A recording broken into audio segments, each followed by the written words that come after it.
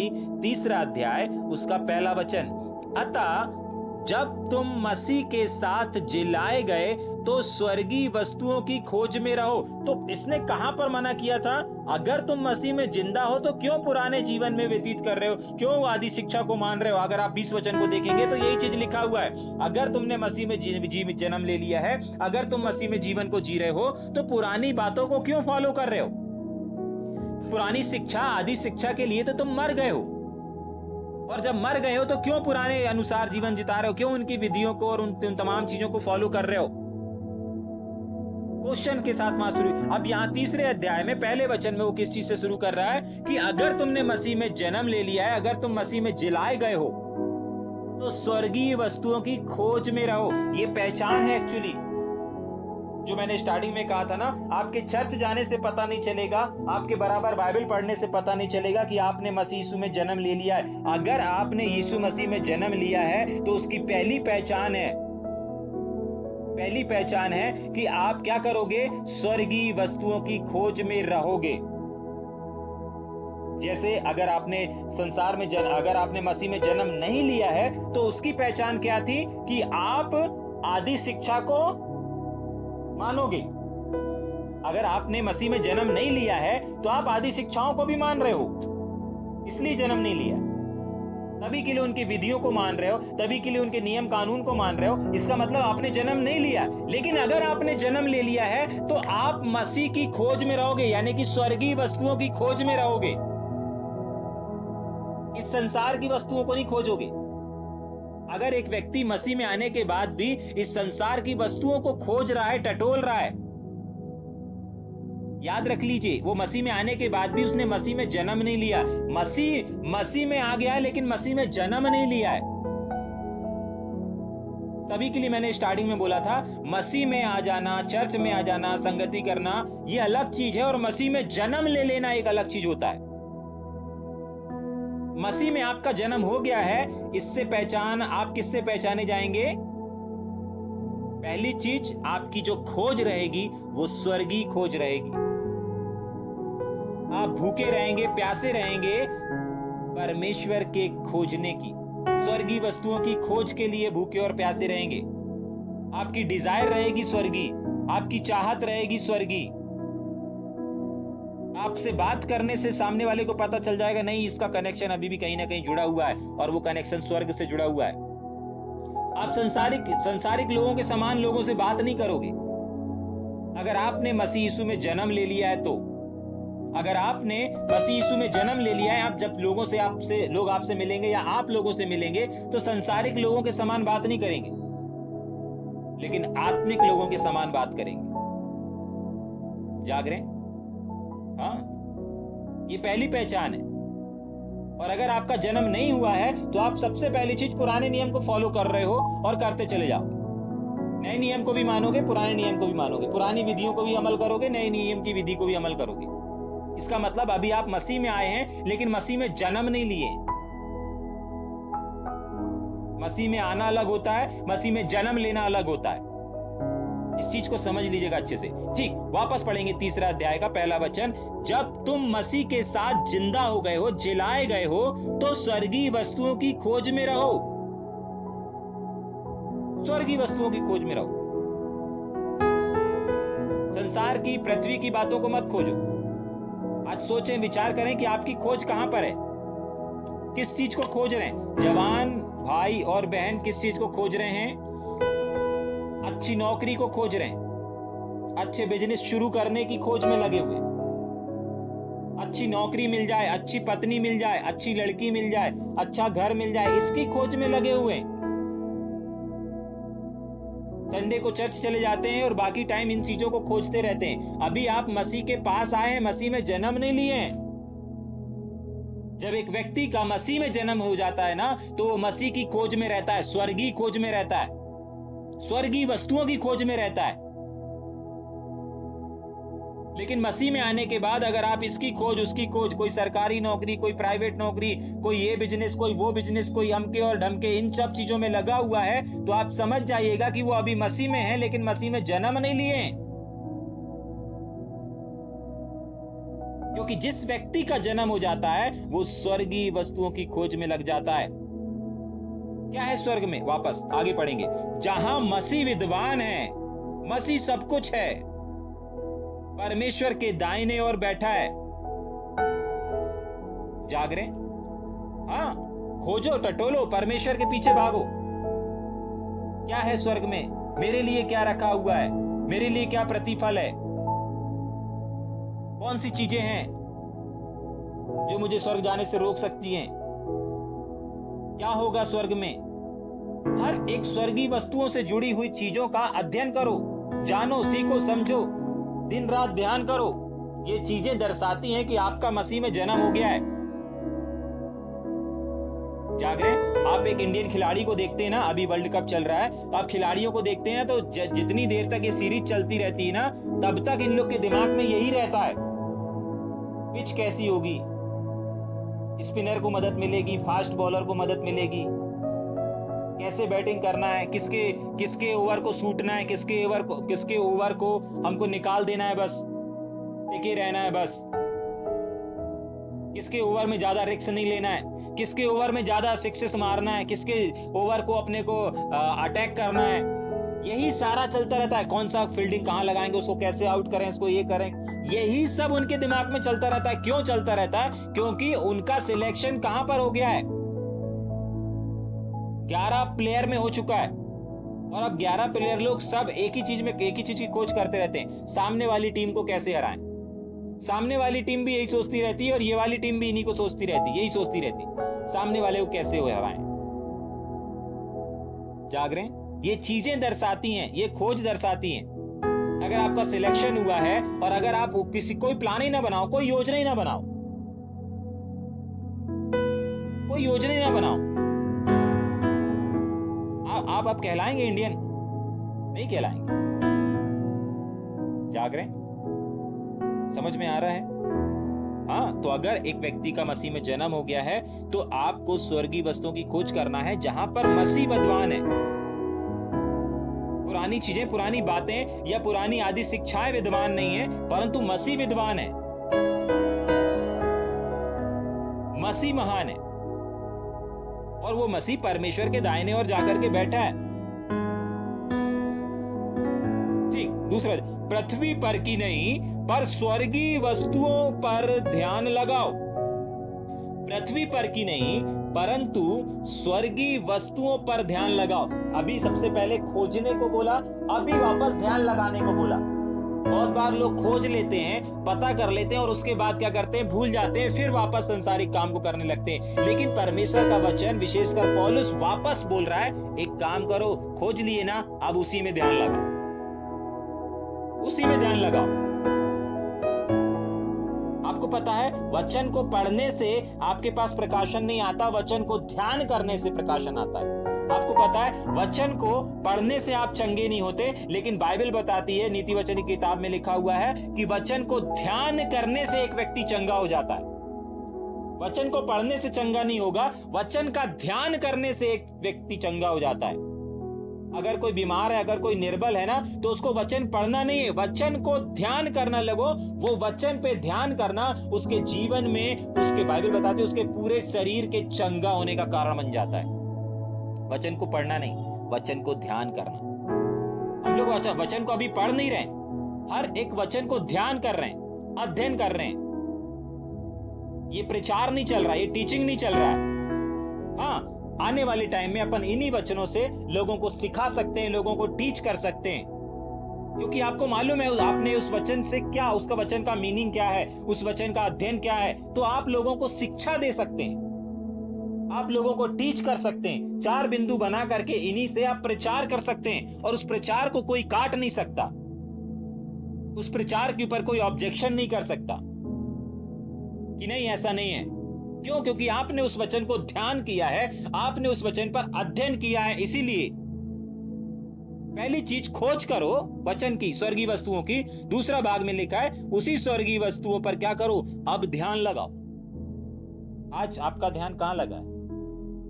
Church में जाते हैं तो घड़ी पर लगा रहता है, घर में बिरयानी बन रही होगी, आज संडे है, आज तो लेग पीस कटेगा, और बटेगा। कहाँ ध्यान रहता है? जाग रहे हैं? संगति में रहते हैं, मीटिंग में रहते हैं, चर्च में रहते हैं, सभा में रहते हैं, प्रार्थना में रहते हैं, कहीं पर भी रहते हैं, लेकिन ध्यान कहाँ रहता है? ध्यान बहुत इंपॉर्टेंट है और ध्यान बहुत मायने रखता है। जब भी आप, बहुत बार लोग चर्च में रहते हैं लेकिन ध्यान काम में रहता है।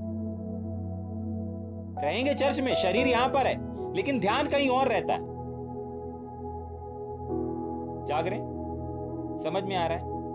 परमेश्वर का वचन कहता है स्वर्गीय वस्तुओं पर ध्यान लगाओ। पहली चीज खोज करो, खोज करने पर सीमित मत हो जाओ।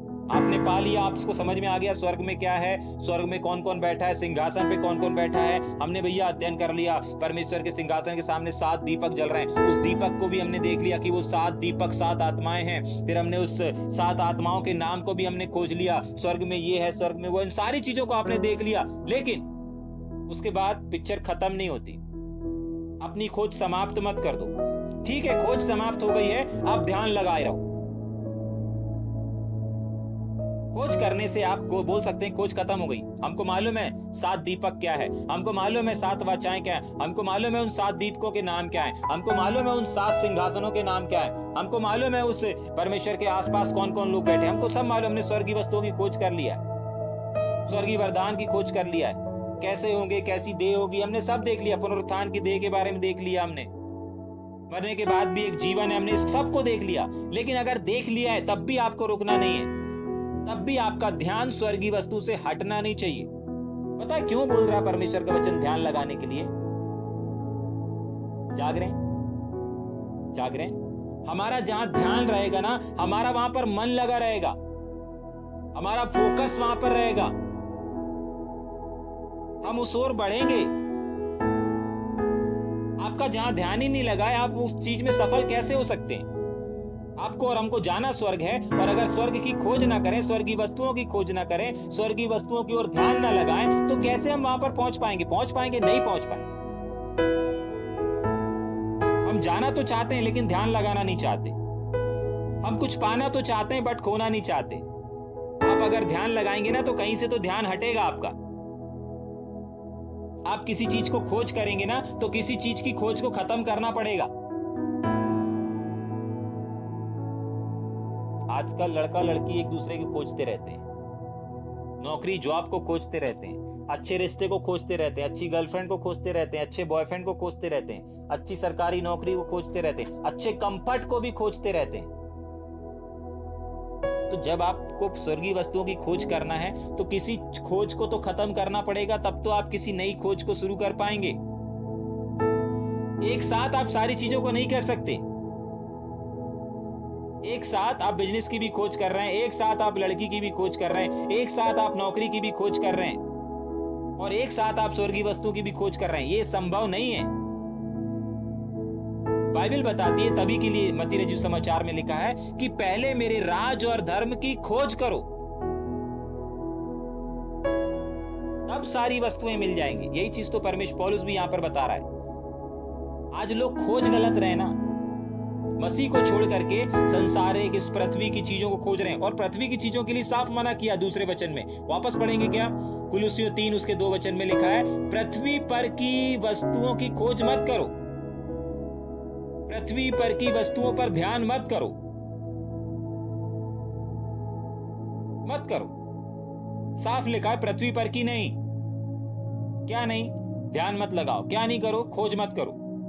स्वर्गीय वस्तुओं पर ध्यान करो, स्वर्गीय वस्तुओं को खोजो। ठीक, आगे। क्यों? क्योंकि तुम तो मर गए और तुम्हारा जीवन मसीह के साथ परमेश्वर में छिपा हुआ है। जाग रहे हैं? तुम इस संसार के लिए, इस संसार के कामों के लिए और आदि शिक्षाओं के लिए, ध्यान से सुन लीजिएगा, तुम इस संसार के लिए और इस संसार के कामों के लिए और आदि शिक्षाओं के लिए मर गए हो, लेकिन अब मसीह के साथ तुम्हारा जीवन क्या है? छुपा हुआ है। क्योंकि तुम तो मर गए और तुम्हारा जो अब जीवन है ना, वो जीवन ना मसीह के साथ परमेश्वर में छिपा हुआ है। आपको मालूम है, जो व्यक्ति मसीह में जन्म ले लेता है, वो व्यक्ति वो नहीं नजर आता, परंतु परमेश्वर नजर आता है। जाग रहे हैं? समझ में आ रहा है? उसके अंदर परमेश्वर, हम लोग बड़े आसानी से बोल देते ना, प्रभु यहोवा मुझ में है, परमेश्वर का आत्मा मुझ में है। हाँ ठीक है, वो आप में है, लेकिन क्या आपने उसमें जन्म लिया है? यीशु मसीह ने अपनी सेवकाई के दौरान इस बात को बोला, यदि तुम जल और आत्मा से ना जन्मो, जल और आत्मा से ना जन्मो। जागरे मतलब जन्म जरूरी है, क्योंकि एक व्यक्ति जहां जन्म लेता है उसको उसमें जीना पड़ता है। अगर एक लड़के ने लड़के के रूप में जन्म लिया है तो उसको लड़के का ही जीवन जीना पड़ेगा। वो लड़की का जीवन जी सकता क्या? नहीं जी सकता। एक लड़की ने अगर लड़की की अवस्था में जन्म लिया है तो उसको लड़की का ही जीवन जीना पड़ेगा। वो लड़के का जीवन जी सकता क्या? नहीं जी सकती। क्यों नहीं जी सकता? क्योंकि उसका जन्म कहां हुआ ये मायने रखता है। आपका जन्म कहां हुआ है? आप अगर पुराने नियम में जन्म लिए हैं तो आप पुराने चीजों को बातें माने, फॉलो करें, लेकिन जब मसीह में जन्म ले लिए हैं तो मसीह के अनुसार जिए। हमारा हेडिंग जो था वो यही था, मसीह के साथ मरना और जीना। जीने के लिए सबसे पहले जन्म लेने की आवश्यकता पड़ती है, जीव की आवश्यकता पड़ती है। अगर आपने बकरी में जन्म लिया है तो आप बकरी का जीवन जिए। अगर आपने शेर के रूप में जन्म लिया है तो आपको शेर की तरह दहाड़ना पड़ेगा, शेर का जीवन जीना पड़ेगा। जाग रहे? समझ में आ रहा है? आपने जिस क्षेत्र में, जिस चीज में जन्म लिया है, आपको उसमें जीवन जीना पड़ेगा। आप ये नहीं कह सकते कि मैं शेर का जन्म लिया हूं लेकिन मैं बकरी की तरह मैं करूं। जाग रहे? आप चाह करके भी नहीं कर सकते। क्यों? क्योंकि आपके अंदर आप दहाड़ने की, आप मैं करने की कोशिश करोगे ना, आप हो शेर की अवस्था में आपने जन्म लिया है, लेकिन आप अगर बकरी की आवाज निकालना चाहोगे आप नहीं निकाल पाओगे। बकरी का जीवन जीना चाहोगे, नहीं जी सकते। क्यों? क्योंकि आपने शेर में जन्म लिया है। जाग रहे? समझ में आ रहा है या ऊपर से जा रहा है? अगर आपने बिल्ली का जन्म लिया है तो आप बिल्ली की तरह पंजे ही मारेंगे। बिल्ली चाह करके भी शेर की तरह दहाड़ नहीं सकती। हाँ, शेर की तरह दिख सकती है, शेर की तरह दिख सकती है, जाग रहे, लेकिन शेर की तरह दहाड़ नहीं सकती। जब हम लोग ड्रामा किया करते थे तो आज से कुछ साल पहले जब हम लोग क्रिसमस के टाइम पे ड्रामा किया करते थे तो हम लोग लड़के लोग किया करते थे, लड़कियों को इन्वॉल्व नहीं किया करते थे, लेकिन लड़कियों का रोल जरूर आता था। लगभग 15 साल पहले की बात बता रहा हूँ, 15 साल से भी ज्यादा हो गया होगा, ठीक है। तो उस पहले की बात बता रहा हूँ। तो जब हम लोग ड्रामा करते थे तो मैं ही लीड करता था ड्रामा, कैसा किसको क्या करना है। तो लड़कियों का भी रोल रहता था, लेकिन हम लोग क्या करते थे, लड़कों ही लड़कों के साथ ड्रामा करते थे, ठीक है। यूथ में लड़कों ही लड़कों के साथ ड्रामा किया करते थे। तो लड़कों को हम लोग लड़की बनाते थे, उनको लड़की के कपड़े पहना दिया करते थे, लंबे लंबे बाल नकली पहना दिया करते थे, ठीक है कि नहीं। तो वो किस चीज को दर्शा रहे थे? वो लड़की को दर्शा रहे, लेकिन एक्चुअली वो थे नहीं, क्योंकि उन्होंने लड़की में जन्म नहीं लिया। हाँ, वो गेटअप धारण कर सकते हैं, लेकिन वो जीवन लड़की का नहीं जी सकते। हाँ, वो ड्रामा कर सकते हैं, हाँ वो कुछ देर के लिए एक्ट कर सकते हैं, लेकिन वो उसका जीवन नहीं जी सकते। समझ में आ रहा है? ड्रामा खत्म होने के बाद वापस वो लड़के ही हैं। वो लड़की बन करके अपने घर नहीं जा सकते, लड़की बन करके, लड़की का ड्रेस पहन करके वो इधर उधर नहीं घूम सकते। क्यों? क्योंकि वो लड़का है। समझ में आ रहा है? आपने जिसमें जन्म लिया है आपको उसमें ही अपने जीवन को जीना पड़ेगा। अगर आप ऐसा जीवन नहीं जी रहे हैं तो आप अपने आप को धोखा दे रहे हैं, और ये धोखे का जीवन एक दिन आपको नाश कर देगा और नाश की ओर लेकर के चला जाएगा। जाग रहे हैं? यही चीज समझाने के लिए पौलुस यहां पर आया कि तुम लोगों ने मसीह में जन्म ले लिया है, तुम लोगों ने प्रभु यीशु मसीह को ग्रहण कर लिया है। अब क्यों पुरानी चीजों को कर रहे हो? पुरानी बातों को क्यों मान रहे हो? पुरानी बातों को क्यों सिखा रहे हो? नए जीवन को, स्वर्गीय वस्तुओं की खोज करो। मसीह के बाद स्वर्ग है, मसीह की खोज करो, स्वर्ग की वस्तुओं को ध्यान करो, स्वर्गीय वस्तुओं को खोजो। क्या चीजों को खोज रहे हो? जन्म लिया ना मसीह में, चलो मसीह के अनुसार जीवन को जियो। मसीह में जन्म लिया, मसीह के अनुसार जियो। ठीक, आखिरी वचन पढ़ के खत्म करेंगे ना। जब मसीह जो हमारा जीवन है, मसीह जो हमारा जीवन है प्रकट होगा, तब तुम भी उसके साथ महिमा सहित प्रकट किए जाओगे। जाग रहे हैं? समझ में आ रहा है? जब मसीह जो हमारा है प्रकट होगा, यानी कि संसार में आएगा, ठीक है, इस संसार में जब मसीह आएगा तो किसको लेकर के जाएगा? मसीह किसके लिए आ रहा है? अपने लोगों के लिए आ रहा है, अपने बेटे और बेटियों के लिए आ रहा है। लेकिन अगर उसको उसके बेटे बेटियों के अलावा कोई और दिखेगा तो उनको लेकर के जाएगा क्या? नहीं। तो पौलुस यहां पर चेतावनी भी दे रहा है, सावधान, आप मसीह में जन्म ही नहीं लिए तो आप उसके बेटे कहलाओगे ही नहीं। आप उसकी बातों को पढ़ने वाले कहलाओगे, अध्ययन करने वाले कहलाओगे, लेकिन मानने वाले तो कहलाओगे ही नहीं। मान तो आप किसी और चीज को रहे हो। जाग रहे हैं? उसको मानने वाले उसकी संतान कहलाते हैं। वो जब अपनी महिमा में आएगा, मसीह जब प्रकट होगा, इस संसार में आएगा, उसके साथ हम जब बादलों में जाएंगे, प्रकट किए जाएंगे, तो वो कौन लोग होंगे? उसमें जो जन्म लिया ना, वही लोग प्रकट किए जाएंगे, वही लोग उजागर होंगे, वही लोग दिखाई देंगे। उन्हीं लोगों को वो लेकर के जाएगा, उन्हीं लोगों पर वो अपने आप को प्रकट करेगा। जाग रहे हैं? हाँ, ये संसार उसको देखेगा, लेकिन बादलों पर वो संसार साथ में नहीं होगा। जाग रहे हैं? बादलों पर जो होंगे उसके बेटे और बेटियां होंगे जिन्होंने यीशु मसीह में जन्म लिया है। अगर आज हम और आप यीशु मसीह के साथ बादलों पर दिखाई देना चाहते हैं, या फिर मरे हुओं में से जी उठने वालों की श्रेणी में आना चाहते हैं, तो आपको सबसे पहले यीशु मसीह में जन्म लेना पड़ेगा। यीशु मसीह को ग्रहण कर लेना अलग होता है, यीशु मसीह में बने रहना अलग होता है, लेकिन यीशु मसीह में जन्म लेना इंपॉर्टेंट है। एक बार अगर एक व्यक्ति ने यीशु मसीह में जन्म ले लिया ना, तो उसको उसी में जीवन जीना पड़ेगा। जाग रहे हैं? समझ में आ रहा है या ऊपर से जा रहा है?